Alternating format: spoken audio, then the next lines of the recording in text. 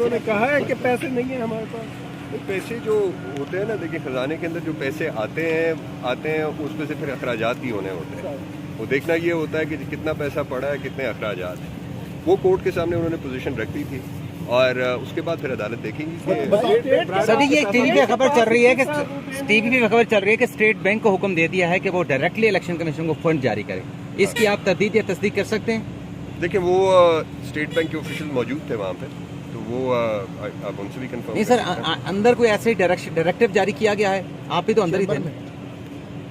Chamber میں ہی تھا, but یہ ہے کہ وہ جو بھی انسٹرکشنز ہیں وہ وہاں پہ سب کو دے دی گئی تھی. نہیں سر, انسٹرکشن یہی تھی کہ فنڈ جاری اسٹیٹ بینک جو ہے براہ راست جاری کرنے کا کہا گیا اس کو. آئینی قانونی طور پہ تو پوزیشن یہ ہے نا کہ جو فیڈرل کنسالیڈیٹڈ فنڈ ہے اس میں سے کوئی بھی پیسہ نکلنا ہے تو وہ قومی اسمبلی کی اپروول سے.